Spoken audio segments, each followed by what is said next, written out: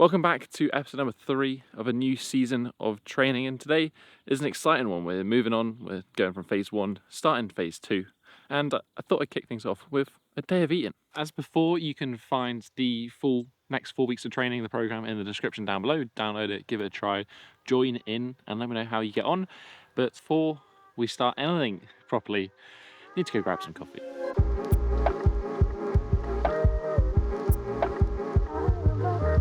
So I do want to chat properly about training, but it'd be remiss for me not to talk a little bit about the nutrition, the eating side of things, because they obviously go hand in hand, especially if physique related stuff is also your goal, and I'd be lying if I said that I didn't care a little bit about that. My nutrition has changed a little bit in the past couple of months, and most of that revolves around the timing of meals, and this is kind of informed by this, the Oura Ring, something I've used for 6 years now, and probably the one piece of information that I would take away from this ring over that period of time was eating late at night is bad for sleep, bad for recovery. Seems obvious, but you'd be surprised at how dramatic it is. And because I used to do more intermittent fasting or just eat less in the day and have the majority, like 50% of my calories on that evening meal. So what I've been doing is trying to distribute calories basically more evenly throughout the day. I'm not necessarily avoiding eating late at night, I'm just trying to eat more early on. So it makes sense to start with breakfast.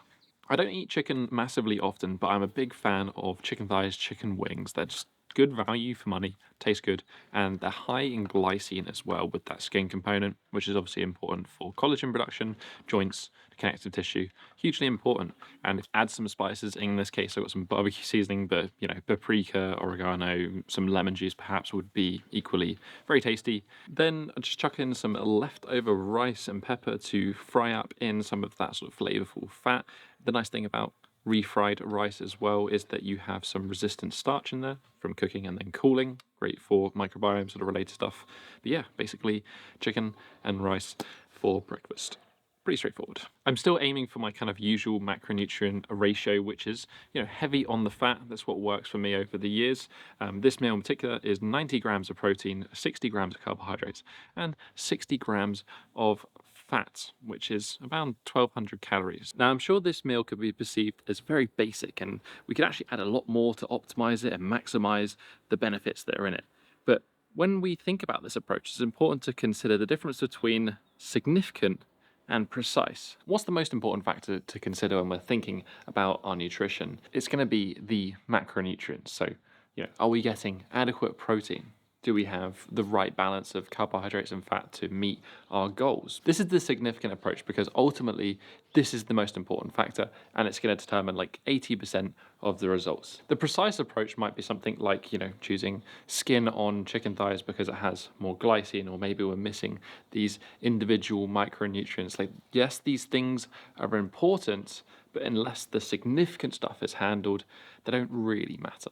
So for lunch, I want to share the change from significant to precise and how we can kind of maximize that nutritional value once those basic macronutrient elements are covered. Starting off, I've got some chicken livers. I'm trying to have liver at the moment 3 times per week. Gram for gram liver is probably one of the most nutrient-dense sources. It's a great source of vitamin A in its true form, not beta-carotene that you might get from carrots or something that isn't well absorbed. It's also a great source of B vitamins like B12, folate, we've got zinc, we've got copper. The only thing that it doesn't necessarily have is palatability. Certainly a lot of people don't enjoy this. I would say I eat it for the function rather than the pleasure. So another option would be incorporating some pate. And then we've got 4 eggs scrambled in some butter and with some cheese. Eggs, again, are like nature's multivitamin, just great source of fat-soluble vitamins, great source of choline, which is great for brain function, and a very high quality protein source.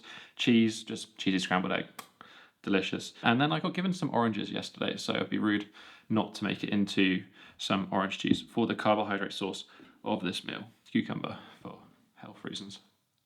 From a macronutrient standpoint, in terms of like ratios of food, this isn't too dissimilar to breakfast, but the quality of the nutrition, I would say, is significantly higher. Just on the far end of the like precise spectrum, I would say you have like supplements. I'm going to show you kind of the supplements that I'm taking at the moment, but there are very specific reasons for them. So it could be a video by itself.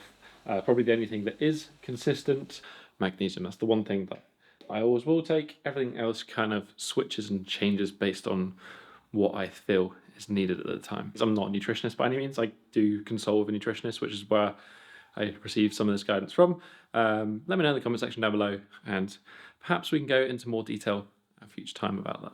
Okay, it is 5 p.m.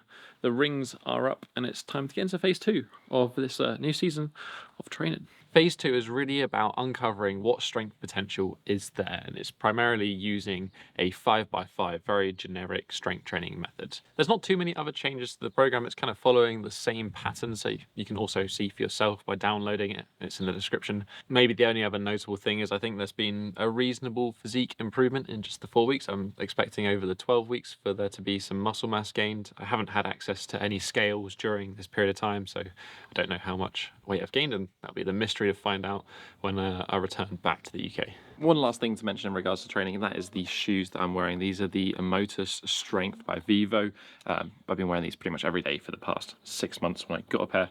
I'm a massive fan. They've been hiking, training, running, all sorts. As Vivo are a partner of the channel, you can get yourself a discount with the link down below, and they are also giving away a free human potential course with every new pair of Vivos bought, featuring guests like Susanna Soberg, which is pretty cool. Link down below.